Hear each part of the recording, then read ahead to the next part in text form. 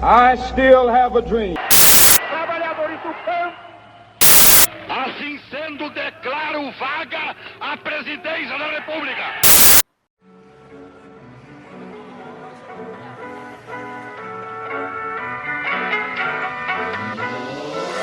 Entre 31 de março e 1º de abril de 1964, os militares se mobilizaram para destituir o até então presidente João Goulart. Os militares governaram o Brasil entre 1964 e 1985. Esses 20 anos de governo é de conhecimento geral dos brasileiros em maior ou menor grau. Mas como foi que os militares derrubaram o João Goulart e assumiram a presidência do país? Jango tornou-se presidente do Brasil em 1961 após a renúncia de Jânio Quadros. O governo Jango foi conturbado desde o momento em que ele se tornou presidente até o momento em que ele caiu. As promessas de João Goulart sobre reformas sociais, econômicas e políticas visando tornar um país menos desigual não foram concretizadas. O Pô de História de hoje abordará justamente os anos antes do golpe, como os militares e civis se articularam para derrubar o governo, qual o impacto que a Guerra Fria teve no golpe, como a luta entre capitalismo e comunismo influenciou no golpe de 1964. Essas e outras perguntas serão respondidas pelo historiador Marcos Napolitano, professor de História do Brasil República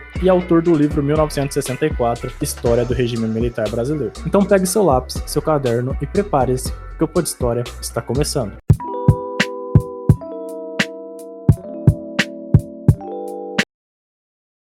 Pessoal, antes de começar o episódio, eu tenho alguns anúncios para fazer. Primeiro, é para pedir que você apoie o Historiando. Atualmente, na página do Historiando e do Apoia-se, os apoiadores podem contribuir de duas formas. A primeira forma é que a partir de R$2 você ganhará o combo fã. Com esse apoio, você terá seu nome citado no próximo episódio do Pô de História e também receberá spoiler dos próximos episódios e convidados do podcast. A segunda forma de apoio é que a partir de R$5 você ganha o combo super fã.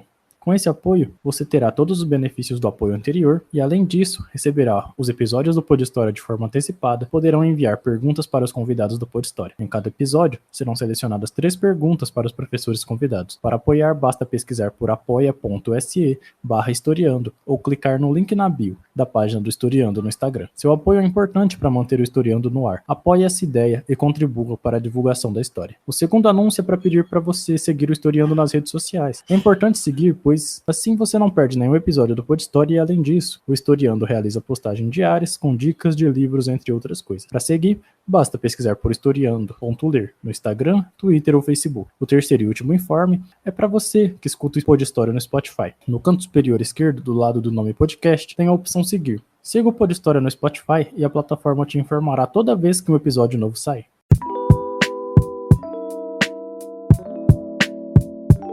Professor, primeiramente, seja muito bem-vindo. É um prazer ter o senhor aqui conosco do Pô de História. Antes de começar a conversa, né, o senhor pode se apresentar aos nossos ouvintes, por favor? Falar um pouco da sua carreira acadêmica e até mesmo do seu livro, se o senhor quiser falar. Antes de qualquer coisa, muito obrigado pelo convite. Gostaria de agradecer ao João e toda a equipe do podcast. Prazer conversar com os alunos históricos, interessados em história, né? Professores. Eu já pesquiso a história do regime militar, né, nos seus vários aspectos, né, enfim, social, político e cultural, sobretudo, desde o final dos anos 80, pelo menos, comecinho dos anos 90, desde o meu mestrado. Eu me especializei nesse período da história, muito antes de imaginar que eu seria professor universitário. Eu fazia o mestrado e já pesquisava esse período, e depois dei continuidade a minhas pesquisas, focando mais a área de cultura, políticas culturais, arte engajada e enfim, toda a vida cultural do período do regime militar. Acabei fazendo trabalhos também sobre a área de música, né, no período, o nascimento da MPB, enfim, acabei me especializando nesse período. Dentro, claro, do campo que eu também conheço bem, que é a história do Brasil República. E desde 1994 eu sou professor universitário. Primeiramente eu trabalhei na Universidade Federal do Paraná durante 10 anos, no Departamento de História, e depois ingressei na Universidade de São Paulo em 2004. Então, enfim, já tem algum tempo aí de experiência com docência e pesquisa, né? Em 2014, e até em função dos 50 anos do golpe, eu publiquei pela editora Contexto o livro 1964, História do Regime Militar Brasileiro, que, enfim, era um livro pensado para, vamos dizer assim, um público híbrido, né, um público acadêmico e também não acadêmico. É um livro que o texto ele é mais narrativo, né? Mas, final, né, apresenta mais de 500 notas historiográficas, sobretudo para aqueles que vão realmente estudar o tema e precisam das fontes, né, historiográficas e documentais que fundamentaram o livro, e que às vezes, enfim, o leitor não acadêmico, enfim, não se interessa por isso. Então, esse livro ele tem essa dupla entrada, né? E depois, em 2017, eu publiquei um outro livro que é sobre a história cultural do regime militar, que se chama Coração Civil, publicado pela editora Intermeios, né? Então, enfim, são assim, dezenas de artigos e outros trabalhos mais voltados para quem realmente está pesquisando o tema, né? Que pode ser encontrados aí na internet, no meu currículo também, no Lattes também tem toda a lista. E, então, enfim, na maior parte estão abertos na internet, né? Então, para quem tiver interesse, é fácil achar.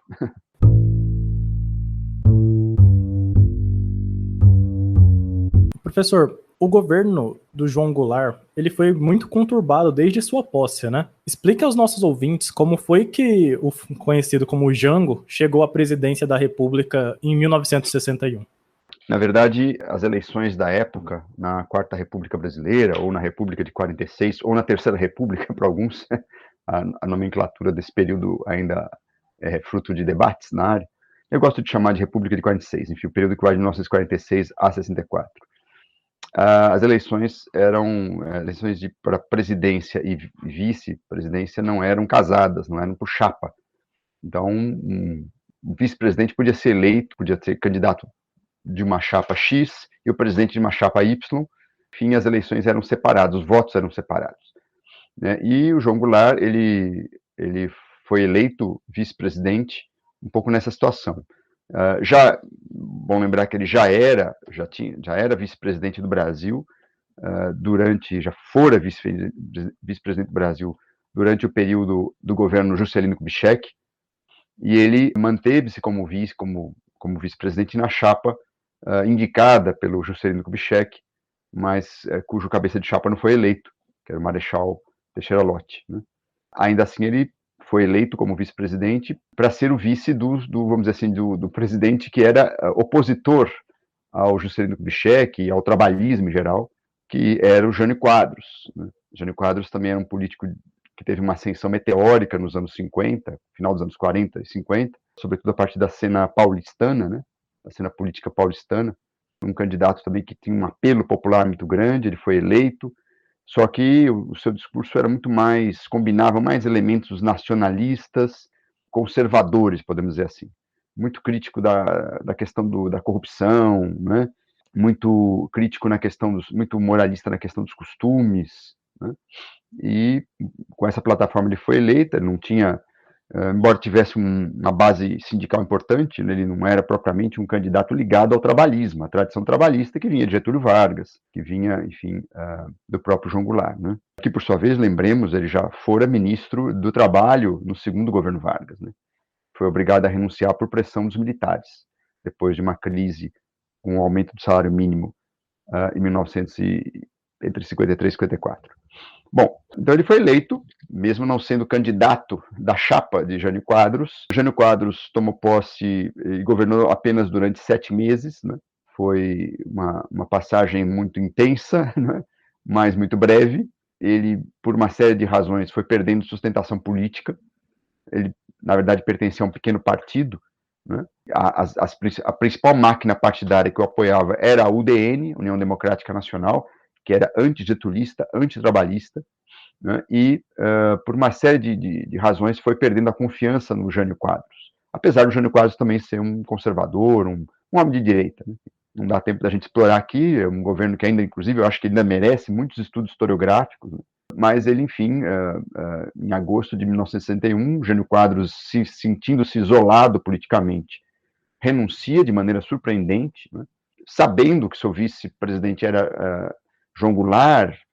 Muitos historiadores, muitos biógrafos, inclusive do Jânio Quadros, apostam que essa renúncia, ou interpretam essa renúncia como uma tentativa de um blefe político.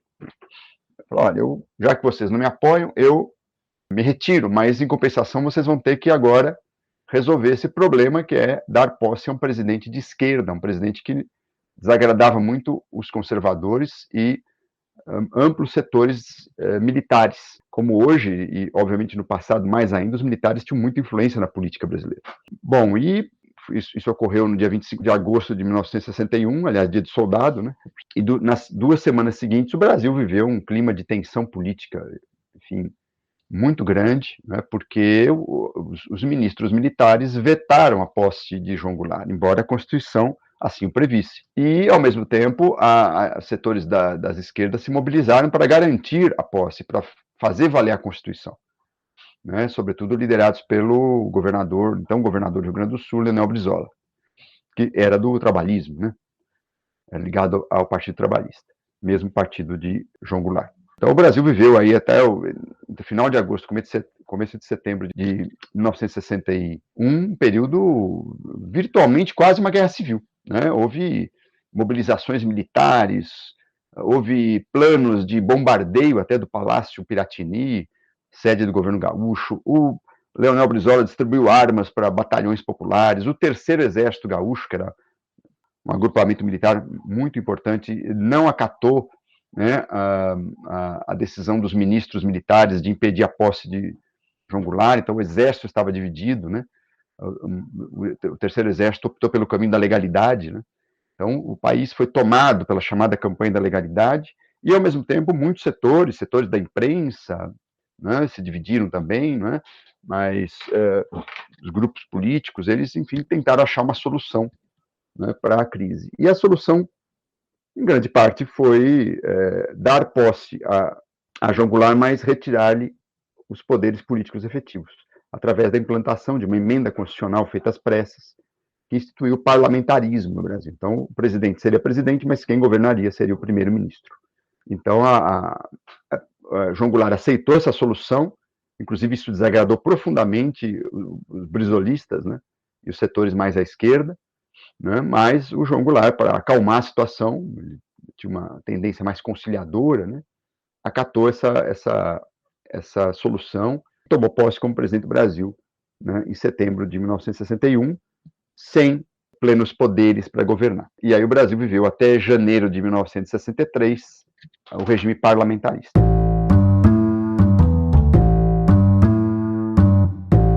Professor, que tipo de presidente João Goulart foi? Qual as ideias políticas que ele tinha? João Goulart poderia ser classificado como um político de centro-esquerda. Ele era ligado ao trabalhismo, tinha muito trânsito e muita influência nos sindicatos operários, sobretudo sindicatos de funcionários públicos, sindicatos operários. Ele, como ministro do Trabalho, tinha mudado a política do Ministério em relação aos sindicatos, tinha se tornado efetivamente um mediador, que é o papel do Estado, né? Mas até então os ministros não eram bem mediadores, eles eram muito mais pró-patrões, né? E o João Goulart foi um dos primeiros a efetivamente entender que o Ministério, cabe ao Ministério e ao ministro ser um mediador dos conflitos entre o capital e o trabalho. E assim ele se aproximou muito, ganhou confiança dos operários, tinha muito trânsito com setores sindicais. Claro que também isso envolvia uma série de negociações para que os próprios sindicalistas participassem da máquina pública de alguma maneira, né? O que era muito criticado pela direita, né? Sobretudo. E, de todo modo, ele pode ser definido, vamos dizer assim, como um político de centro-esquerda. Seu principal biógrafo, o professor Jorge Ferreira, ele entende que a linha política de João Goulart estaria muito mais próxima do trabalhismo inglês, né, do que propriamente do socialismo ou do social-democracia ou do comunismo, né. Então, acho que a linha política dele era mais, vamos dizer, ligada ao que a gente chamaria de centro-esquerda. Só que, obviamente, ser centro-esquerda num país como o Brasil, de enormes desigualdades sociais e com uma elite política e social muito conservadora, eu diria até reacionária, né? Se fosse conservadora só estava bom, né? Reacionária mesmo, né? Não admite nenhuma mudança, né? E, sobretudo quando seus privilégios são ameaçados. O João Goulart acabou sendo lido como um radical por esses grupos, né? Então, em grande parte, é um certo enigma político até hoje, afinal de contas, quem era João Goulart, né? Eu acho que, como eu disse, a biografia do professor Jorge Ferreira esclarece muita coisa, recomendo bastante. Mostra que ele, na verdade, era um político de centro-esquerda, né? Um político preocupado com a questão, primeiro, a questão do desenvolvimento nacional, comungava das políticas nacionalistas e nacional-desenvolvimentistas, só que com um tempero mais reformista. O que significa isso no Brasil dos anos 50? Porque hoje em dia se usa a palavra reforma até para reformas liberais que, enfim, nada tem de propriamente distribuição de riqueza. Mas à época, falar em reformismo é falar, sobretudo, em distribuição de riqueza e em acesso à propriedade. E aí isso esbarrava numa questão central, que era a reforma agrária. O Brasil nunca fez uma reforma agrária, né? A propriedade aqui sempre foi muito concentrada. E, no caso, naquela década, a propriedade rural era basicamente improdutiva, né? Salvo algumas unidades que produziam para agroexportação, a propriedade rural era muito improdutiva, diferente do modelo até do agronegócio de hoje, que, bem ou mal, de uma maneira ou de outra, está inserido no mercado capitalista mundial. Naquela época, nem isso. Havia algumas unidades que produziam para o mercado exterior, mas a grande parte das terras no Brasil era especulação, era rentismo de coronéis, né? Era, enfim, propriedades improdutivas. E João Goulart, portanto, no seu governo, tocou nessa questão, né? E outras questões também que diziam respeito ao reformismo. E isso foi reunido num plano não, mas propriamente numa agenda que ficou conhecida pela historiografia como Reformas de Base. Foi lançada exatamente em 1962, ainda durante o parlamentarismo, como uma espécie de promessa, né, de governo do João Goulart.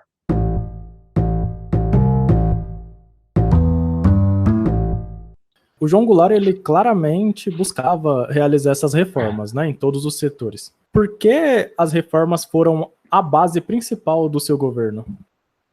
Eu acho que era uma demanda dos movimentos sociais, para começar.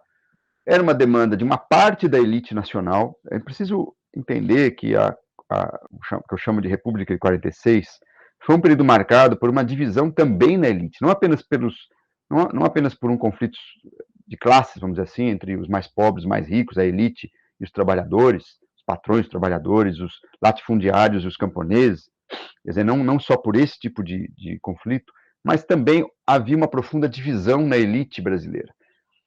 Uma parte importante da elite brasileira, política e econômica, defendia um modelo nacional desenvolvimentista. E uma outra parte defendia um modelo associativo, vamos dizer, de desenvolvimento. Ou seja, todos falavam de desenvolvimento, mas alguns diziam o seguinte: olha, o capital internacional é parte estruturante do nosso desenvolvimento, né? Seria o chamado desenvolvimento associado. E outros mais nacionalistas diziam: tudo bem, o capital internacional até pode entrar, mas ele tem que estar submetido a regras e ao regulamento do Estado Nacional, e ele tem que estar subordinado aos interesses econômicos do país e da sua elite econômica, da sua burguesia, como se dizia. Esse duplo caminho dividia muito o debate. Veja, não se trata, no caso do nacional-desenvolvimentismo, de proibir o capital internacional, como às vezes as pessoas pensam hoje, mas de regular a saída dos lucros das empresas multinacionais, de regular, de direcionar para onde esses investimentos deveriam ser alocados, e também de determinar um papel muito destacado para o Estado como agente econômico. Enquanto os setores mais liberais queriam mais desregulamentação, mais liberdade de mercado e menos controle para os investimentos estrangeiros, né? Então, esse era o debate, né, da época. O que acontece é que, exatamente, o João Goulart, ele é um pouco, vamos dizer, muito mais próximo né, dessa tradição nacional desenvolvimentista, com um toque mais social, com um toque de reformismo social. E o reformismo jogava um papel central no Partido Trabalhista e, sobretudo, nessa esquerda trabalhista, né, que se renova nos anos 50. E, como tal, se entendia o quê? Se entendia, basicamente, melhorar a vida dos trabalhadores. Esse é um primeiro ponto. Quer dizer, garantir que a legislação trabalhista fosse cumprida, porque havia uma legislação trabalhista desde os anos 30, inclusive promulgada durante ainda o governo autoritário de Getúlio Vargas, durante o Estado Novo, mas que frequentemente era burlada. Então, esse era um ponto. O outro ponto era baratear a vida dos trabalhadores. Basicamente, o trabalhador, naquela época, operário, sobretudo, ele comprava comida e alimento, alimento, roupa, e pagava aluguel. Acabou. Ele não tinha poder de consumo, né? Então, esse era um outro aspecto, né? Melhorar os salários, sobretudo o salário mínimo, né? E um outro aspecto central nessa política reformista era a reforma agrária. permitir que os camponeses, o Brasil tinha, naquela época, cerca de 50% ainda da sua população no campo, né? Diferente de hoje, que é 20% apenas, permitir que esses camponeses, que esses trabalhadores rurais tivessem acesso à terra e pudessem produzir para o mercado interno. Basicamente, era essa um pouco a ideia. Pequenas e médias propriedades produzindo alimento para o mercado interno. Esse era um pouco o desenho dessas reformas. E também, claro, investir em infraestrutura, né? O Estado, aí, caberia ao Estado investir nas grandes infraestruturas de transporte e de energia, sobretudo. Isso já vinha do modelo tanto de Vargas quanto de Juscelino Kubitschek.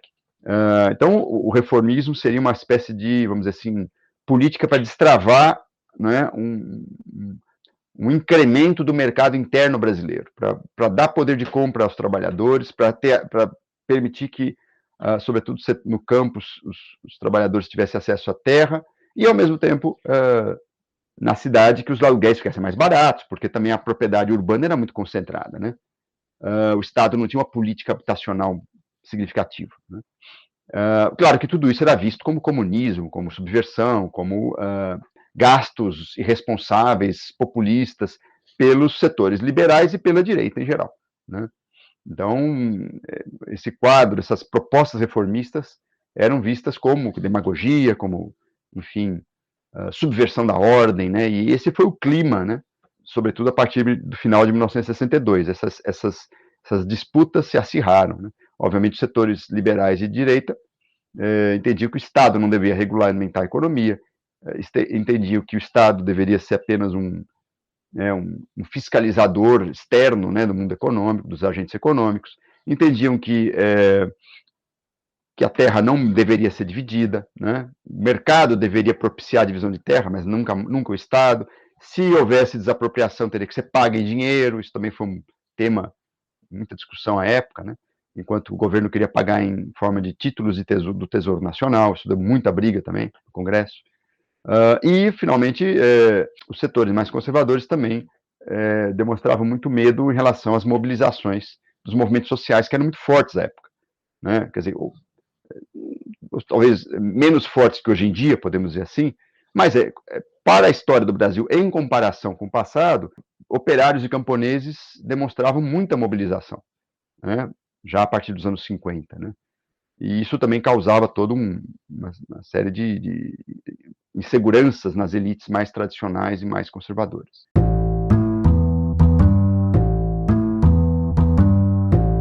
Professor, o plano trienal foi um dos planos políticos do governo de João Goulart, né? Esse plano ele foi pensado para ser realizado em 2 etapas. Explica aos ouvintes o que foi o plano trienal e por que esse plano foi tão importante, né? Tanto é que ele é lembrado até hoje como uma das principais propostas do governo Jango. O plano trienal ele foi proposto no comecinho de 1963, logo depois que o João Goulart ganhou novamente plenos poderes como presidente da República, quando o parlamentarismo foi derrubado por um plebiscito, né? O eleitorado brasileiro rejeitou em massa o parlamentarismo. Inclusive, a própria direita não gostava muito do parlamentarismo. Interessante, né? Setores militares não gostavam também, porque todo mundo queria ser presidente com poderes, né? Então, para você ter parlamentarismo, você precisa ter uma tradição de parlamento muito forte, de partidos políticos muito fortes, que no Brasil era uma novidade, né? A rigor, o Brasil, assim, só exatamente a partir de 1946 que havia partidos políticos nacionais para valer, né? Se a gente descontar o Partido Comunista Brasileiro, fundado em 22, não havia partidos políticos nacionais.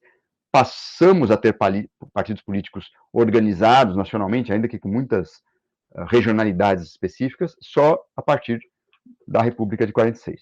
Então, a ninguém interessava parlamentarismo, e quando o João Goulart ganhou novamente os plenos poderes como presidente da República, ele propôs uma primeira coisa, vamos resolver a crise econômica. O Brasil vivia uma crise econômica crescente.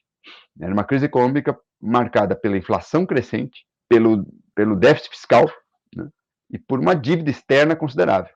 E tudo isso pressionava o Estado, né, pressionava a economia como um todo. A inflação até hoje, mas naquela época mais ainda, era das experiências mais terríveis para quem é salariado, porque não havia reajuste automático, só de preços, né? Praticamente só os preços, mas para você conseguir um aumento de salário, na época era uma luta, era uma dificuldade muito grande, né? Então a inflação atingia diretamente as classes trabalhadoras e causava muita convulsão social. Déficit público era sempre uma pressão, o Estado perdia capacidade de investimento, e dívida externa, pior ainda, né? Se o Brasil não conseguisse honrar sua dívida externa, poderia sofrer aí boicote comercial, boicote financeiro por parte dos países que dominavam a economia mundial, né? Os países centrais, Estados Unidos, a começar pelos Estados Unidos. Tudo isso pressionava muito, né, a economia brasileira, então foi lançado o Plano Trienal, que era um plano, na verdade, muito ortodoxo no primeiro momento. Por isso que se diz que ele tinha duas fases. A primeira fase, que era exatamente trienal, ou seja, 63, 64, 65, era para controlar a inflação e controlar o déficit. Essa era a proposta. O plano foi elaborado por um dos grandes, maiores economistas da história do Brasil, né, Celso Furtado, que tinha passagem pela SUDENE, né, pela Superintendência de Desenvolvimento do Nordeste, que foi talvez o primeiro grande órgão público, né, de planificação do governo Kubitschek a realmente ter a servir de modelo para outros órgãos planificadores, né, de incremento ao desenvolvimento, de superação do subdesenvolvimento, porque esse era o tema da época. Então, o Celso Furtado, ele propõe esse plano, só que ele, claro, como economista, como um sujeito que sabia das coisas, ele falava, não posso sair distribuindo salário e aumentando salário se eu não colocar a economia em ordem. Só que, ao fazer isso, ele tem que se render a um modelo ortodoxo de controle de preços e salários. E aí é claro que ele não agradou ninguém, né?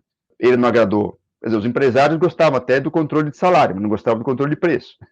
Os trabalhadores, obviamente, não aceitaram o controle de salário, porque os salários já estavam muito arrochados, né? A inflação comia os salários rapidamente, a inflação que chegava a 40%, 50% ao ano, né? É muito, né? Tem uma política de indexação, por exemplo. Imagine você perder quase metade do seu poder de compra num ano. Hoje chega a 10% da inflação, todo mundo começa a ficar em pânico. Imagine 50%, né? Que era mais ou menos a inflação de 1962, 63. Finalmente, o próprio Estado, o próprio governo federal sabotou, né, o plano, porque também era pressuposto que os funcionários públicos não poderiam ter ajuste por um tempo, até se estabelecer, se organizar a situação. Obviamente, a primeira greve que houve de funcionário público, o governo João Goulart deu aumento. Então, enfim, o plano não teve condições políticas de acontecer na sua fase mais ortodoxa, na sua fase muito próxima desses planos ortodoxos que depois, nos anos 80, 90, nós vivemos, né? Até o plano real, planos de controle de inflação. Ele nem nessa fase ele chegou a ser bem sucedido, porque ele não teve condições políticas de acontecer, e obviamente num país, numa sociedade em crise, é muito difícil você ter autoridade política e tranquilidade, tempo, né, para colocar a economia em ordem. E aí, claro que o plano trienal já morreu ali nessa primeira fase. A segunda fase pressupunha incremento a consumo, subsídios e aumento de salário, mas ele não chegou a ser testado, né, politicamente acabou antes.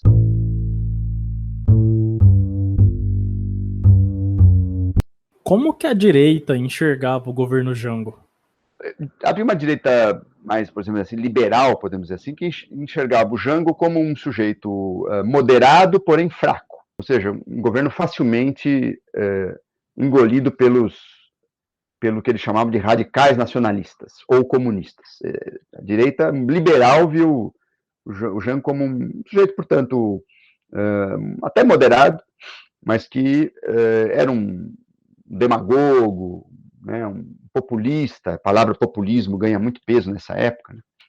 Antes de ser mesmo conceituada pelo meio acadêmico, ela já circulava, né, o debate público. E a ideia né, o xingamento era uma espécie de xingamento. Populista era aquele demagogo, aquele que prometia e não cumpria. O João Goulart era visto como, portanto, um político que, se não era corrupto ele mesmo, favorecia a corrupção através de clientelismos diversos. Então, a direita liberal viu o Jango assim. E havia uma direita mais, vamos dizer assim, mais direita, mais extrema, que viu o Jango como uma antessala para o comunismo, que entendia que João Goulart era um subversivo em potencial, um comunista enrustido. São os setores mais à direita, efetivamente, mais ultraconservadores. Eles viam o Jango também como, portanto, um amigo dos comunistas, um comunista enrustido, aquele que, no fundo, queria apenas dar um golpe de Estado, se tornar um ditador de esquerda. Obviamente, sobretudo essa leitura da extrema-direita não se sustentava à época, embora hoje muitas pessoas vejam assim o contexto pré-64, né? Como se o Brasil tivesse sido ameaçado por uma revolução comunista, o que absolutamente não é chancelado, não encontra eco na historiografia e nem nas fontes que a gente tem à disposição.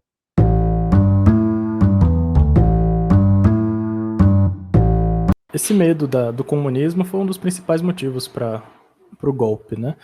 A esquerda claramente queria uma revolução. A esquerda queria uma revolução no Brasil. Como a esquerda enxergava o governo de João Goulart? Ele era o quê? Um pedestal, um passaporte para o comunismo? Como eles enxergavam o seu governo? Aí depende das esquerdas, né? Havia pelo menos 3 grandes grupos de esquerda. Havia uma esquerda socialista democrática, muito pequena, né? Organizada em torno do Partido Socialista, né? Mas que era uma esquerda um grupo que não tinha tanta penetração nas massas. Havia uma esquerda nacionalista em torno do Partido Trabalhista, e essa entendia que o processo político deveria passar pela nacionalização da economia e pela distribuição de renda. E havia uma esquerda comunista, efetivamente, né, ligada ao Partido Comunista e a outros grupos de tradição marxista, que entendiam que assim, o Brasil estava vocacionado, como todo país, eles tinham essa visão, né, estava vocacionado ao socialismo, e o socialismo seria atingido por uma revolução. Só que, no contexto dos anos 50 e 60, o que aconteceu? Esse grupo da esquerda, vamos dizer assim, comunista, entendia que o Brasil, antes de pensar numa revolução socialista, deveria ser um país desenvolvido, capitalista, um país desenvolvido, efetivamente, com uma classe operária forte e, portanto, a visão que o Partido Comunista tinha à época era de que o Brasil ainda estava na etapa burguesa da revolução, assim que se dizia à época, né? O que significa isso? Significa que, naquele momento, o Brasil, na verdade, o Partido Comunista deveria apoiar grupos democráticos e nacionalistas para realizar vamos dizer assim, essa sociedade, essa política nacionalista e democrática. Era o que se chamava de Revolução Nacional Democrática. Isso explica por que o Partido Comunista, vou usar aqui morreu abraçado com o João Goulart, né? Porque ele se aproximou do João Goulart e, inclusive, segurando as suas bases mais radicais, e não é hora de revolução socialista. Então, não havia, isso é muito importante, nem do ponto de vista do Partido Comunista, nem do ponto de vista de qualquer outra força política no Brasil, não havia projeto e nem ações de revolução de tipo socialista no Brasil naquele momento. Não havia. Quer dizer, quem fala isso hoje é porque não conhece a história, ou porque é negacionista, ou porque propositalmente quer espalhar fake history, né? Não havia. O que havia, aí sim, importante que se diga, um setor muito pequeno do movimento camponês que, por exemplo, tentou lançar um foco revolucionário no Brasil em 1962. E foi desbaratado pelo próprio governo João Goulart. Porque, obviamente, no meio disso, ocorreu a Revolução Cubana. A Revolução Cubana foi um evento muito importante na América Latina. Né? Em 1959 ocorreu a Revolução Cubana, uma revolução basicamente camponesa, né? Numa parte uma parte minoritária das ligas camponesas, que era um movimento social importante, tentou lançar essa revolução, não chegou nem a ter nenhum tipo de organização ou ação. Inclusive, causou um mal-estar muito grande do governo brasileiro e cubano, né? Porque Cuba tinha simpatias por essa experiência, né? Por uma série de razões aí. Então, o que acontece? Não havia, no pré-64, nenhum tipo de plano de revolução. O que havia era uma esquerda comunista que apoiava, né, os setores trabalhistas e nacionalistas, e havia uma espécie de esquerda radical trabalhista, né, liderada pelo Leonel Brizola, que defendia uma política de nacionalização da economia por decreto, ou seja, o governo federal deveria impor, né, através de decretos, a nacionalização da economia. E também esse grupo defendia uma nova Assembleia Constituinte, uma mudança na Constituição, principalmente para aprovar, né, para tentar aprovar a reforma agrária, o voto do analfabeto. Esse era outro tema da época. Os analfabetos não podiam votar no Brasil, aliás, não podiam votar no Brasil até 1988. Né? Então, sobretudo os brizolistas, que era considerado o setor mais radical da esquerda, defendiam a convocação, a eleição de uma nova Assembleia Constituinte, para reformar a Constituição. Esse foi um ponto de choque com a direita e com os liberais, e com os setores moderados. Né? Mas vejam, não se trata de uma revolução armada, isso não estava...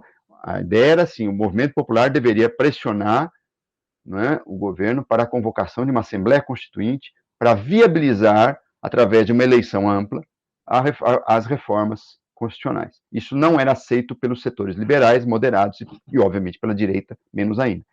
E os militares também tendiam a não aceitar essa proposta, embora houvesse muitos militares brizolistas e nacionalistas, é importante que se diga. As Forças Armadas do Brasil, à época, boa parte tinha simpatia pelo nacionalismo econômico, né? Tanto que uma coisa que pouca gente lembra é que a maior parte dos caçados pelo regime de 64, né, foi de militar. Né?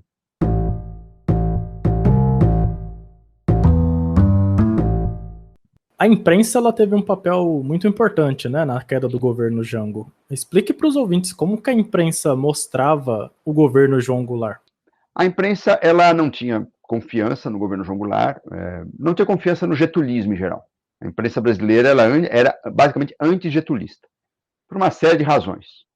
Primeiro, ficou muito forte na memória dos jornais liberais brasileiros a ditadura Getúlio Vargas, o período de 30 a 45. Né, um período de muita censura à imprensa, um período de muitas maquinações políticas autoritárias. Né.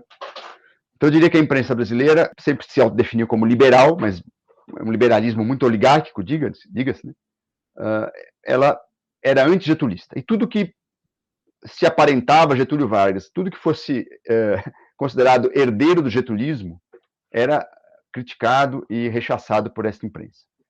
Tanto que o Getúlio Vargas, inclusive, apoiou a criação de um jornal, que foi o único jornal trabalhista, getulista que houve nesse período, que foi a Última Hora. Então, a imprensa basicamente tinha essa ojeriza ao getulismo, e João Goulart era visto como um filho político de Getúlio Vargas. Por outro lado, no começo do governo Vargas, a imprensa, até boa parte dos jornais apoiaram, enfim, alguns jornais apoiaram a posse de João Goulart em nome da defesa da Constituição. E viam o João Goulart como moderado, aquele cara que você não pode confiar muito, porque ele é muito amigo de comunista, mas em si não é um perigo. Agora, esse quadro mudou ao longo de 63. Eu acho que no segundo semestre de 63, a imprensa efetivamente se organizou para derrubar o governo João Goulart. Isso é provado, isso tem depoimentos dos donos de jornais que dizem isso. Olha, as reuniões conspiratórias eram na minha casa. Né? Os jornais, eles se organizaram para conspirar contra o governo. Então, como é que você faz isso? Manchetes negativas o tempo todo, né? Criando um clima de medo social, que o comunismo vem aí, que o governo está patrocinando subversão, que a corrupção está incontrolável, né? Então, os jornais passaram a ter um discurso muito harmonizado, né, contra o governo João Goulart. Isso ocorreu, sobretudo, a partir de outubro de 63, quando há uma crise política importante, e o governo até pede um estado de sítio, que é rejeitado por todos, né, pela esquerda e pela direita, e ele acaba desagradando a todos. E a imprensa, nesse momento, já num processo de marcha para o golpe, né, para a derrubada do governo João Goulart, se organiza na chamada Rede da Liberdade, né, que é a Associação de Jornais Liberais, que vão aí sim, até o golpe, produzir um ambiente de estabilidade, de crítica ao governo, e fazer parte do próprio processo de conspiração. Não se tratava apenas de criticar o governo, a imprensa conspirou. O que significa isso? Participou de articulações que visavam a derrubada do governo João Goulart com os outros atores políticos.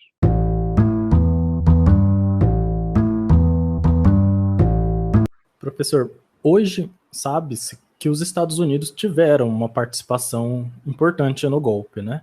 A própria imprensa, recentemente, há alguns anos, divulgou conversas entre o presidente Kennedy, na época, e o embaixador dos Estados Unidos aqui no Brasil, sobre essa questão. Explique para os ouvintes como que a CIA e o exército norte-americano ajudaram os militares no golpe.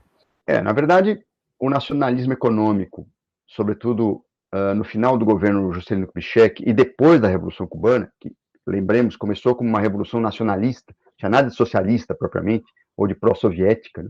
Aliás, os soviéticos não tiveram nada a ver com a Revolução Cubana, né? Isso é importante que se diga.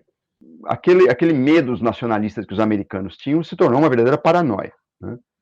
Então, qualquer medida nacionalista, qualquer medida de distribuição de renda patrocinada por um Estado anti-imperialista, qualquer discurso anti-imperialista soava como se fosse uma ameaça aos interesses norte-americanos. Então, final do governo Juscelino, a política externa do Brasil, que contraditoriamente foi criada pelo próprio Jânio Quadros, né? Apesar de ser um conservador, ele tinha uma visão geopolítica até bastante avançada, né? Ele patrocinava, passou a investir muito no apoio, por exemplo, à descolonização da Ásia e da África, né? E isso foi continuado pelo governo João Goulart. Então, essa autonomia na política externa, vamos dizer, essa autonomia relativa, porque o Brasil sempre foi um país aliado aos Estados Unidos, mas uma autonomia relativa, né? Os Estados Unidos entendiam a América Latina como seu quintal, até hoje, né? É uma sua zona de influência e qualquer tipo de autonomia é sempre visto com muita tensão por parte de Washington, né? Então, o nacionalismo econômico, os discursos de controle das multinacionais, de controle de remessa de lucros, que também era um tema importante na época, o discurso de distribuição de renda, o discurso de uma geopolítica, de uma diplomacia independente, chamada política externa independente, né? Tudo isso afastava o governo João Goulart dos Estados Unidos. Os Estados Unidos não tinham confiança no governo Goulart, achavam também ele muito simpático aos comunistas. Lembremos que o mundo está dividido nesse momento em dois blocos, né? O bloco soviético, né? E o bloco ocidental, podemos dizer assim, né? Capitalista. E o Brasil ele procurava não fechar as portas ao bloco soviético, porque também interessava ao país manter comércio, manter negócios, né? Com o bloco soviético. Isso também era visto com muita desconfiança por parte dos Estados Unidos. Então, por tudo isto, né, os Estados Unidos começou a manifestar uma preocupação crescente em relação ao governo João Goulart, em relação à estabilidade política dentro do Brasil, né? Sobretudo a partir de 1962, colocou sobre a mesa a possibilidade de derrubada do governo João Goulart. Os historiadores ainda não sabem, ou há debate, não é que eles não sabem, mas em que momento essa oposição ao governo João Goulart se tornou uma opção clara pelo golpe. Alguns historiadores, o próprio Carlos Fico, né, defende que a opção pelo golpe fica mais nítida a partir da morte de John Kennedy.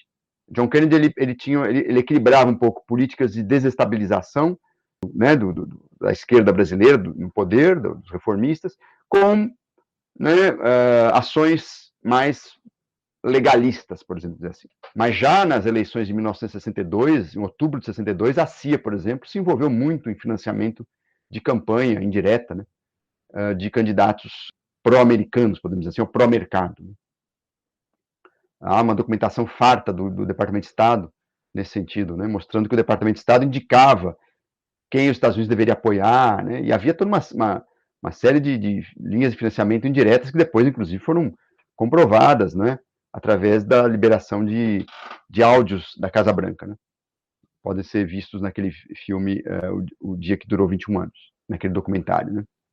Então, as tensões foram crescendo, né, até que, sobretudo, aí alguns historiadores afirmam que depois da morte de Kennedy, em novembro de 63, a opção pelo golpe ficou mais clara. Inclusive, há um documento, né, que se chama Plano de Contingência para o Brasil, que é de, se não me engano, dezembro de 63, é um documento que ainda não está completamente liberado, mas já foi visto por jornalistas, por historiadores, ele não está na internet, mas ele já foi visto, já foi publicado, há, inclusive, uma matéria na Folha de São Paulo que traz quase na íntegra esse documento, é um documento do Departamento de Estado, e aí é impressionante que é um roteiro do golpe, né?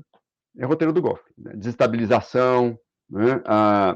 A escolha de uma aproximação com os militares anti-janguistas e anticomunistas, a desestabilização do governo através de ações no Congresso Nacional e a retirada, de preferência por meios legais, do governo eleito. Ou seja, o roteiro do golpe. Né? Esse documento é de dezembro de 63, salvo engano, o plano de contingenciamento para o Brasil.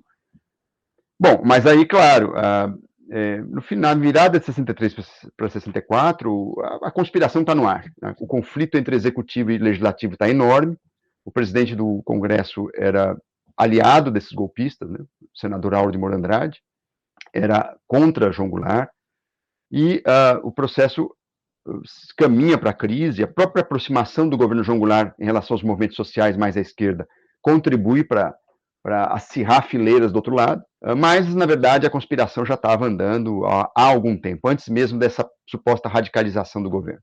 E a crise, aí sim, sai do controle a partir de 13 de março de 64, quando a esquerda se mobiliza para realizar as reformas, o famoso comício da Central do Brasil. E a direita também vai às ruas. Alguns dias depois responde com a Marcha com Deus pela Família. A partir daí o golpe já está em processo. Tudo indica a própria circular restrita do general Castelo Branco, no dia 20 de março, um dia depois da passeata em São Paulo, ele tem uma circular restrita, uma circular confidencial para os seus comandados, ele era chefe de Estado-Maior, e ele diz, olha, estamos atentos, né? Os comunistas não vão dominar o Brasil não se tornará uma república sindicalista, então uma palavra também que até hoje é usada pela direita, né? E isso já é um sinal de que as coisas já estão acontecendo nos bastidores.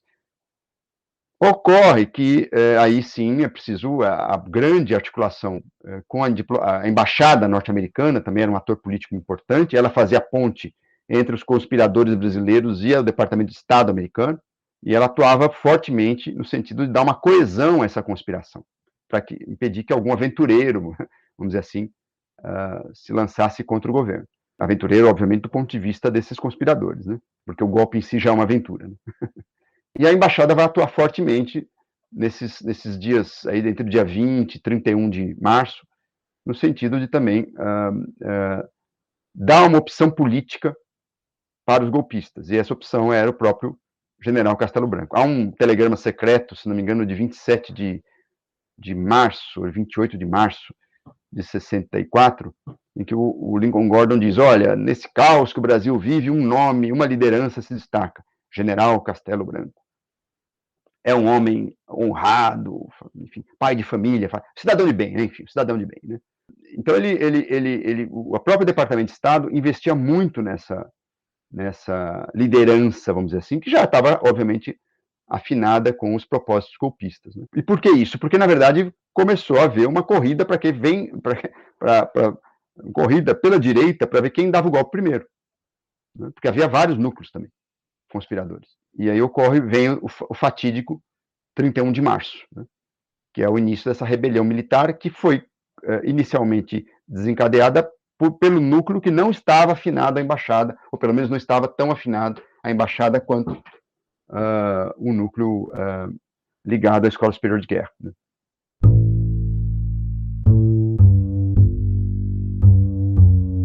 A invasão do exército dos Estados Unidos no Brasil era algo real, caso os militares não conseguissem depor o presidente, ou não conseguissem dar o golpe? Na verdade, a esquerda, à época, claro, para qualquer pessoa bem informada, sabia que os Estados Unidos tinham apoiado o golpe, foi o primeiro país a reconhecer, né? Mas não havia provas, não havia documentos, né? E esses documentos apareceram em 1971, um trabalho publicado nos Estados Unidos mesmo, inclusive, por uma pesquisadora, uma historiadora chamada Phyllis Parker, né? Mas desde então, muito mais coisa apareceu, né? Inclusive hoje está no site oficial do próprio Departamento de Estado e da CIA, né? Para qualquer pesquisador, é possível acessar os telegramas da embaixada, né? Da embaixada para o Departamento de Estado, as respostas do Departamento de Estado, né? Claro que algumas coisas estão tarjadas, né? Mas, no geral, é uma documentação que hoje está acessível a qualquer pessoa, basta entrar no site do Departamento de Estado, no arquivo virtual do Departamento de Estado americano. Então, são documentos reais, documentos verdadeiros, né? Não há nenhuma dúvida quanto a isso. Historiadores têm trabalhado com esses documentos. Há um convênio muito interessante entre a Universidade Brown e a Universidade Estadual de Maringá para disponibilizar esse material na internet, né? São milhares de páginas hoje. Então, esse material prova que havia um plano de apoio que essa historiadora pioneira, Phyllis Parker, já tinha apontado, porque sempre o governo americano negou, né? Que se chamava Operação Brother Sun, né? Então, hoje isso está provado. E a Operação Brother Sun era, na verdade, um plano de apoio, não tanto de invasão, tá? É um pouco forte dizer que é invasão. Era um apoio militar porque calculava-se que logo depois da derrubada do governo, a CIA, sobretudo, e alguns conspiradores no Brasil, entendiam que ia haver um período de guerra civil, né? Inclusive dentro do exército, porque o exército estava muito dividido. As forças armadas, né, estavam muito divididas, principalmente o exército. Havia um setor legalista e ligado ao Brizola, inclusive, muito forte, né? Então havia uma ideia de que haveria uma guerra civil, né? Uma guerra civil na qual os comunistas poderiam também atuar. Então essa era a grande preocupação norte-americana, né? O processo de guerra civil é um processo completamente aberto, né? Então, os Estados Unidos prepararam uma força-tarefa composta por, acho que, se não me engano, 2 destroyers e um porta-aviões e um navio cargueiro, né, para dar apoio logístico e apoio aéreo às forças que combatiam João Goulart. É isso que a documentação nos permite até hoje, né? Agora, claro que se as coisas se complicassem, né, poderia haver intervenção direta, né? Mas o custo era muito alto, né?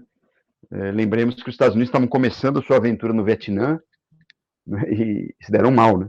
Então, o custo de você também ter uma frente de intervenção no Brasil, militar, dentro do território, um território gigantesco como o Brasil, ia ser muito complicado. Então, os Estados Unidos, na verdade, montaram um plano de apoio, né? Mas o que revela a relação orgânica dos Estados Unidos com o golpe. Muito dinheiro, né? Muito dinheiro, já desde 62, muito dinheiro clandestino chegava no Brasil, né, para apoiar também ações de destabilização e políticos antigovernistas, antijanguistas, né.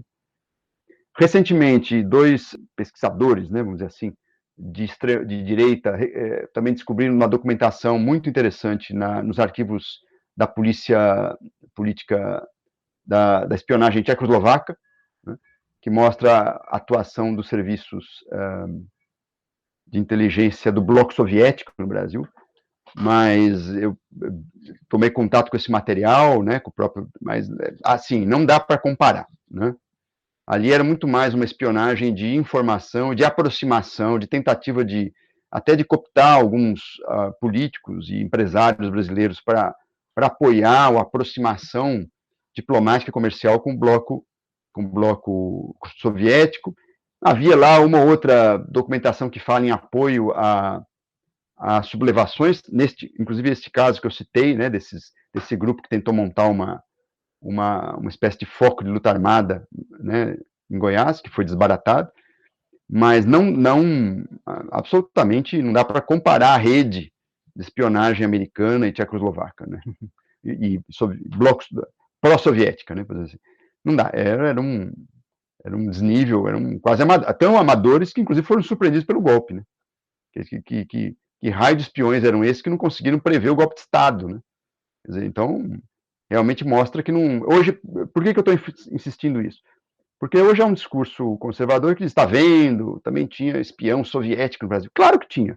Até essa documentação mostra isso. Tudo indica uma documentação, inclusive verdadeira. Mas não dá para você comparar nem os objetivos, nem a extensão da rede com a presença norte-americana. Era muito mais uma forma também de ter informação privilegiada por parte do governo, principalmente visando acordos comerciais e reconhecimento diplomático, porque o Brasil só, havia pouco tempo, tinha estabelecido relações com a União Soviética, né? Por outro lado, tinha relações mais antigas com países pró-soviéticos, como Tchecoslováquia, né? Então, esse era o objetivo dessa rede de espionagem. Agora, eu acho que precisa pesquisar mais, né? Eu acho que a presença soviética no Brasil, né, ela precisa ser mais pesquisada. Mas a documentação que a gente teve acesso hoje, até hoje, que os historiadores tiveram acesso, não permite equalizar a influência das ações encobertas norte-americanas e dessa rede soviética. Inclusive, isso está, para quem quiser depois, há ex-agentes da CIA, há historiografias muito, muito boas sobre a CIA, que claramente falam das ações no Brasil, né? Ações de desestabilização desde 1962, pelo menos.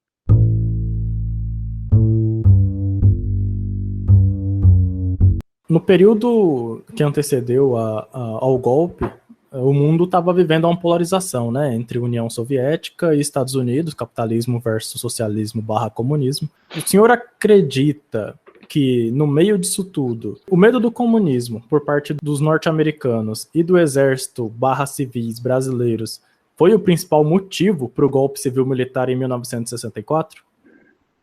Eu acho que o anticomunismo serviu para dar legitimidade ao golpe, vamos dizer assim, entre aspas.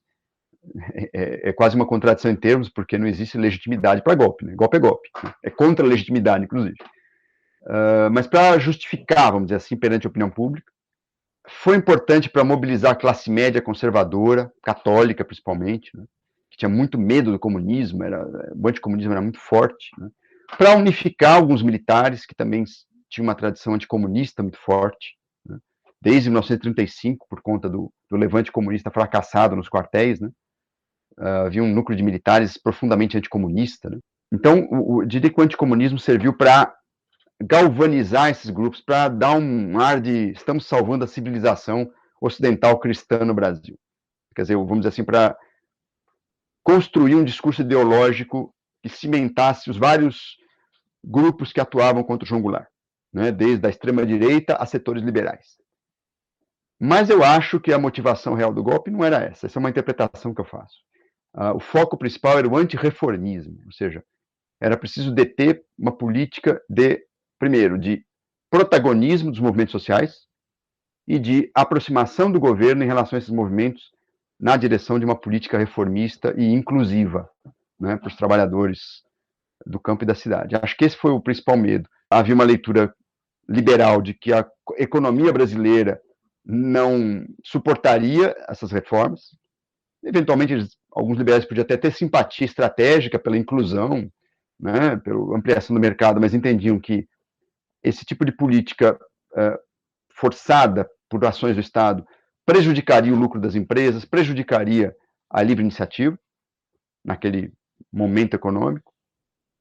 Então, os liberais sempre defenderam, primeiro, fazer crescer o mercado para depois pensar em divisão, né? Até hoje falam isso, né?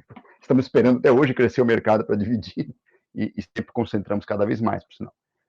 Por outro lado, havia aí sim um grupo anticomunista ferrenho,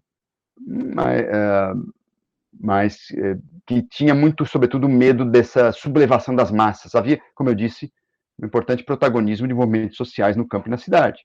Né? Menos que hoje, por sinal, mas naquela época isso já foi suficiente para abalar um ambiente conservador que graçava na sociedade brasileira. Né? E, claro, dentro do mundo da Guerra Fria, isso era visto como subversão, era visto como uma porta de entrada para que o Brasil se transformasse num país comunista, um país, portanto, que rompesse com o bloco ocidental. Né? Agora, efetivamente, eu acho que aqueles que efetivamente pensaram o golpe sabiam o que estavam fazendo, sabiam que não havia propriamente uma ameaça comunista, mas entendiam que nacionalização da economia aliada a uma agenda de reformas sociais, essa sim era perigosa, né? Porque, sem dúvida, mudaria esse caráter elitista da sociedade brasileira, né? Que até hoje nós temos. Né? Agora, é claro, por outro lado, não dá para a gente dizer se essa política ia ser bem sucedida. Né? Podia ser que, mesmo não caindo, o governo João Goulart não conseguisse realizar essa política de inclusão. Que isso ficasse só na promessa. Não dá para saber. Aí já não dá para saber mesmo, porque o governo caiu antes de qualquer teste que a gente possa ter. Mas eu acho que isso já ameaçava muito. E os setores mais inteligentes, né, que deram o golpe, que tinham um pensamento mais estratégico, percebiam que esse era o real perigo, mais que o comunismo. Deixando bem claro, o perigo para defesa dos interesses das elites. Né? Porque talvez se essa política desse certo, se não houvesse golpe, o Brasil talvez fosse um país mais socialmente equilibrado hoje em dia. Isso é impossível saber.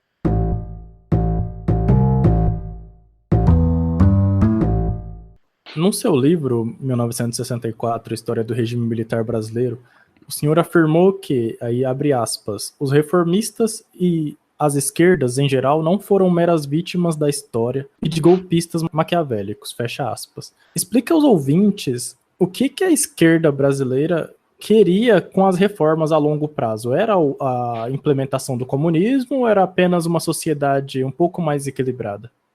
Eu acho que a esquerda hegemônica à época, que eram os trabalhistas, era uma sociedade mais equilibrada. O que significa isso? Significa uma economia mais nacionalizada e a diminuição das desigualdades sociais, sobretudo no campo. Tá? Esse era vamos dizer assim, o objetivo dessas esquerdas hegemônicas, porque o Partido Comunista era importante, mas não era hegemônico. Hegemônico, basicamente no Brasil, você tinha duas, a esquerda trabalhista era importante, inclusive ganhou mais cadeiras no parlamento na eleição de 62, havia uma aposta, inclusive, do eleitorado popular nessas esquerdas. A tendência, talvez, do Partido Trabalhista era virar um partido de centro-esquerda forte, se não houvesse o golpe. Não tinha nada de comunismo, né? Aliás, é um abuso, hoje, a palavra comunismo, né? Tem um abuso conceitual, porque todo mundo usa comunismo para tudo, né? Que não seja ultraconservador, então isso é uma bobagem, né? Para não dizer uma burrice, para não dizer má fé também, né? Porque, obviamente, tem gente que sabe muito bem né, que está falando, fala mais para confundir, né? Mas não há não havia essa plataforma na esquerda hegemônica. Havia uma esquerda católica em formação muito importante, que depois, inclusive, vai ser muito importante nos anos 60 e 70, né, que, obviamente, também um setor ou outro dessa esquerda católica que se radicalizou. Mas a tendência também era muito mais uma esquerda católica talvez se não tivéssemos um ambiente tão tóxico na política brasileira e tão radicalizado, provavelmente essa esquerda católica ia gerar uma democracia cristã mais progressista. Também não houve essa maturação. E a Igreja Católica realmente começou nos anos 50 a pensar uma democracia cristã. Havia, inclusive, um partido democrata cristão importante em termos de quadro no Brasil. Né? Chegou a governar São Paulo por um tempo, mas não se nacionalizou. E havia o Partido Comunista. Esse, sim, como eu disse, pensava que é dentro do campo marxista, porque nem toda a esquerda é marxista, né? Importante lembrar isso para as pessoas. Né? Dentro do marxismo, o Partido Comunista era o partido hegemônico. O Partido Comunista Brasileiro, PCB. Em 62, inclusive, um grupo saiu deste partido e fundou o PCdoB, o Partido Comunista do Brasil, que até hoje existe, embora completamente diferente da época, embora mantendo o nome, com outras perspectivas. O Partido Comunista Brasileiro defendia exatamente a chamada Revolução Nacional Democrática, que, como eu falei há pouco, era vamos dizer assim, muito mais próximo na prática de uma política de nacionalização da economia do que de uma revolução comunista, ou de uma implantação do comunismo no médio prazo, por exemplo. Né? Agora, é claro, o Partido Comunista, estrategicamente, né, tinha como programa a construção da sociedade socialista, como eles diziam, né? Mas, em termos de tática e naquela conjuntura específica, isto não estava no horizonte. Inclusive, o Partido Comunista era moderado no contexto da época. Eles consideravam os brizolistas muito radicais. Eles queriam apoiar muito mais as reformas sociais graduais do governo João Goulart. O Partido Comunista entendia que era mais importante apoiar essas reformas e nacionalizar a economia e dotar a economia brasileira de uma autonomia frente ao imperialismo, não é, como se dizia, do que propriamente fazer a Revolução Comunista. Esse era o horizonte do Partido Comunista em 64. Era um partido muito mais anti-imperialista do que propriamente, enfim, que defendesse aí um socialismo para amanhã. Né? Mas então, quando se fala em esquerdas, é preciso ter pelo menos essas três grandes frentes. Né? Inclusive, quando veio o golpe, houve uma grande crise no Partido Comunista, uma crise interna, porque muitos jovens, sobretudo, disseram, olha, não dá mais para ficar deixando o socialismo para amanhã, depois de amanhã. É preciso fazer agora. Então, como reação ao golpe é que se faz a luta armada. Né? Mas, em grande parte, também como reação ao golpe. E alguns, inclusive, que foram à luta armada, nem falavam tanto em revolução socialista, falavam muito mais vamos dizer assim, uma frente nacional contra a ditadura, né? Mesmo apelando para a luta armada. Então, essa questão do comunismo, ela é superdimensionada quando se fala no golpe de 64. Explicável pelo contexto da Guerra Fria. Claro, havia o Partido Comunista, que era importante, né? Mas não havia uma ameaça de revolução comunista naquele momento. Isso, a historiografia, até hoje, não chancela, e porque, inclusive, não tem fontes que nos levem a essa conclusão. Não se trata de simpatia ideológica do historiador, né? Se trata de tomar cuidado com quanto a gente explica a história. Aí, claro, aí surgem as pessoas mais velhas, mas meu pai, meu avô me disse, mas eu vivi a época e tinha comunista até embaixo da minha cama. É como hoje as pessoas, se você perguntar para uma pessoa hoje em dia, daqui a 30 anos, se o Brasil estava ameaçado pelo comunismo, ela vai dizer que sim. Agora, por favor, né? É só fazer uma análise da nossa vida atual para ver que não tem ameaça nenhuma desse tipo. Guardadas as proporções, porque vivíamos em Guerra Fria, e o comunismo era uma realidade geopolítica, 64 também não havia essa ameaça no horizonte. Portanto, que a minha hipótese aqui era o antirreformismo, efetivamente, eram as reformas, né, que ameaçavam muito mais, que mobilizavam muito mais a disputa política.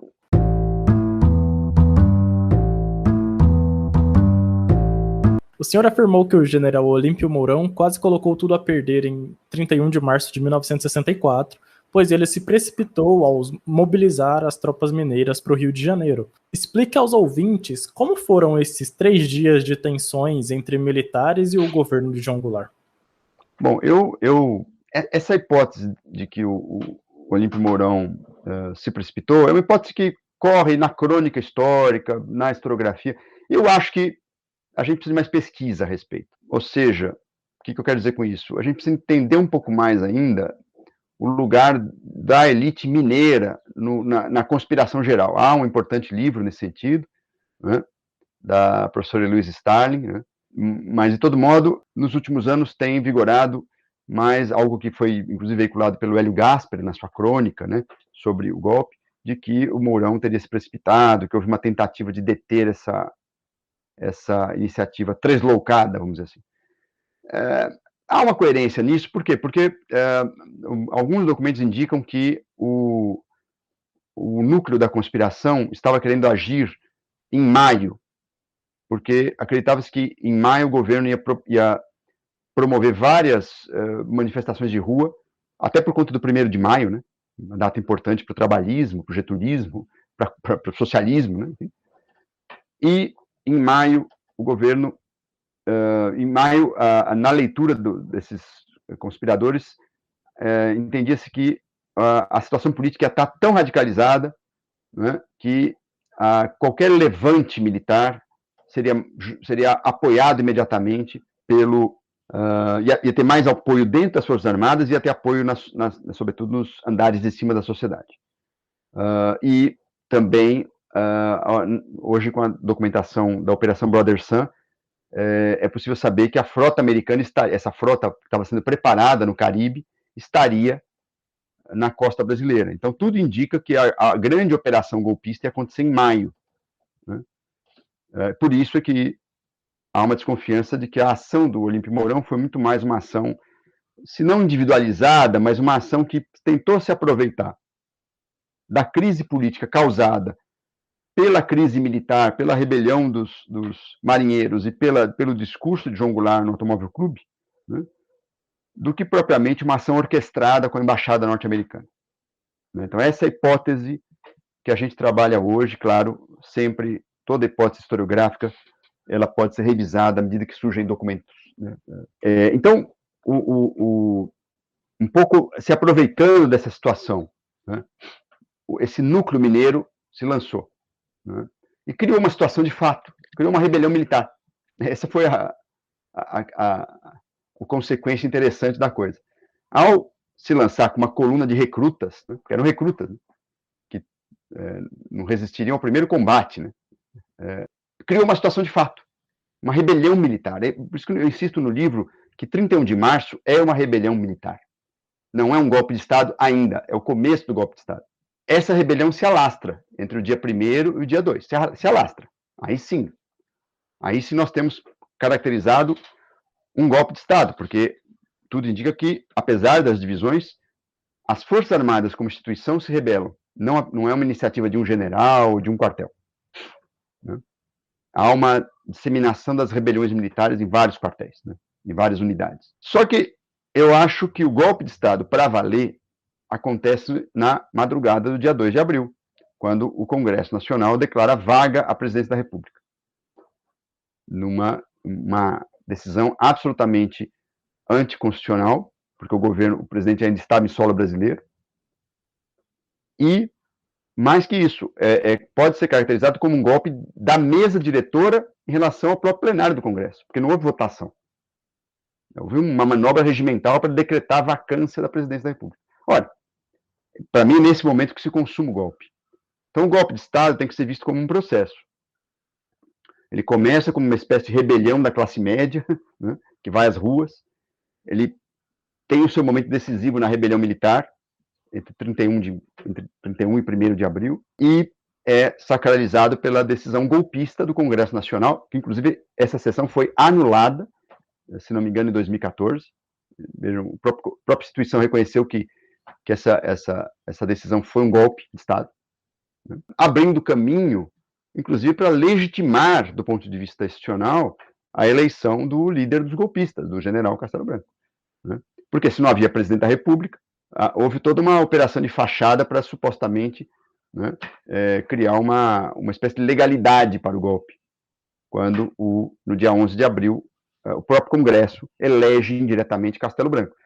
Vale lembrar que, entre um acontecimento e outro, 40 parlamentares foram cassados, né, por um ato institucional absolutamente inconstitucional, absolutamente uma lei de exceção, assinado por uma junta militar. Então, quando hoje as pessoas dizem que não foi golpe de Estado, é bom conhecer um pouquinho a história. Porque golpe de Estado não é assim porque eu gosto não é golpe, porque você gosta é revolução, não é isso. Golpe de Estado é um conceito. Significa que atores estatais derrubam um governo constitucional. É isso que é golpe de Estado. Se esse governo é bom, não é bom, se é legal, não é legal, não interessa. O golpe de Estado, conceitualmente, ele se define quando atores, a burocracia estatal, civil ou militar, o corpo político do Estado, os poderes, né, instituídos, derrubam um governo, ou usando casuísmo político, ou usando força, como foi o caso de 64. Isso é um golpe de Estado, né? Revolução é quando a sociedade se mobiliza, pode até ter um caráter até conservador, como foi em 30, mas a sociedade se mobiliza para derrubar o governo. É outra coisa, conceitualmente é outra coisa, né?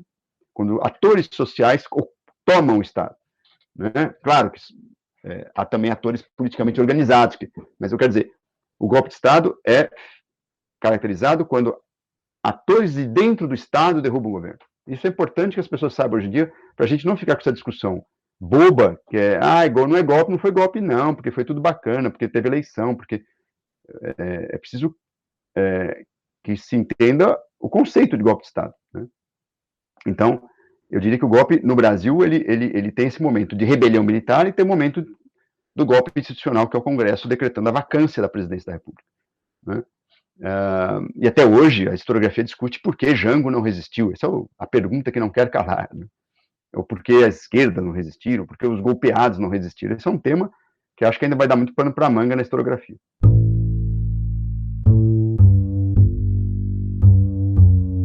Para finalizar, o senhor indica alguma obra para quem deseja se aprofundar nos estudos sobre o governo de João Goulart? Olha, tem vários trabalhos importantes, né? Há grandes documentários, inclusive. O documentário Jango, do Silvio Taylor, né? O documentário O Dia que Durou 21 Anos, do Camilo Tavares, né? São, eu diria, os dois melhores documentários aí para a entrada, né, no tema. E enquanto bibliografia, claro, né, tem meu livro, obviamente, mas é um pouco cabotino ficar me auto-indicando, né, vamos dizer assim, mas está aí meu livro como entrada também, publicado pela Contexto, mas há outros livros muito importantes, até mais aprofundados, eu diria, em termos de estudo monográfico. Eu destaco, por exemplo, um livro importante que é o René Dreyfus, 1964, A Conquista do Estado. É um livro que eu gosto muito, que disseca a conspiração empresarial, né, contra o governo João Goulart. O livro do Carlos Fico, acho um livro importante. Eu destacaria dois, né, sobretudo, Além do Golpe, que é uma síntese historiográfica, e também tem um livro menorzinho, mas muito interessante, que acho que é o Golpe de Estado de 64. É um livro mais fininho, mas muito interessante, uma análise muito boa, que é da fundação, da editora da FGV. Há várias teses, né? Eu mesmo orientei alguns trabalhos, e um trabalho que eu destaco muito é o trabalho do Davi Ribeiro, que se chama Da Crise Política ao Golpe de Estado. É um estudo das tensões entre legislativo e executivo no governo João Goulart. Ele tem o formato em tese e tem a versão em livro, né? É um estudo bastante detalhado da crise no Congresso Nacional, sobretudo em relação ao Poder Executivo, inclusive revisando uma historiografia da ciência política que joga na conta do Poder Executivo a crise, né, e o golpe. Então é um livro que eu destaco muito também, enfim. é um livro mais acadêmico, claro, né? E, bom, sobre golpe, né, eu diria que nós temos esses materiais, né, principalmente, né? E a biografia que eu já citei, a biografia do João Goulart, chama-se João Goulart, uma biografia do Jorge Ferreira. É uma outra, aí já um livro mais alentado, né, que é sobre a trajetória política do João Goulart, mas tem vários capítulos importantes que discutem a crise, e o governo, a crise e o próprio golpe. Acho que essa seria a entrada, vamos dizer assim, né, para o tema. Claro que há livros mais antigos, mais consagrados, né? O próprio livro do Ottaviani, Colapso do Populismo no Brasil, é um livro que vem sendo muito revisado, mas é muito importante que o estudante, sobretudo, conheça. E há dois autores que vêm da ciência política, que é o Vanderlei Guilherme dos Santos e a Argelina Figueiredo, que oferecem outras explicações para a crise política, muito mais ligadas à análise das instituições e dos atores políticos, né? Eu diria que também há esses dois livros de caráter acadêmico, e há muitas memórias, né? Muitas, aí, enfim, são outras. Mas a bibliografia acadêmica, historiográfica, eu diria que é essa. E eu sugiro, eu acho que um livro de entrada bom, para não indicar o meu, obviamente, é o livro do Carlos Fico, que eu citei, da editora FGV, e a biografia do João Goulart.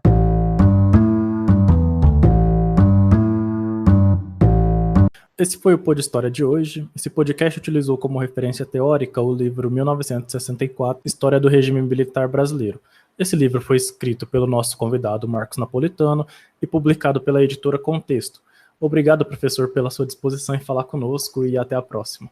Eu que agradeço, João, e também parabéns pela iniciativa e obrigado pela paciência de quem nos ouviu até aqui e espero ter contribuído para o debate, né, que o principal objetivo dos historiadores é principalmente combater o negacionismo e as fake history, e acho que a gente está precisando, independente das nossas posições políticas, ideológicas, voltar a pensar uma história de maneira séria e maneira consequente, né, apoiada em fontes. Acho que isso é o principal, não em mera opinião, né, ou materiais vagos de internet aí que muitas vezes veiculam mentiras, veiculam revisionismos vazios, interessados e, para não dizer, veiculam negacionismo puro e simples. Então precisa tomar cuidado com isso, e parabéns pela iniciativa, porque eu acho que com essas iniciativas a gente consegue melhorar o nível mesmo do debate e do conhecimento histórico.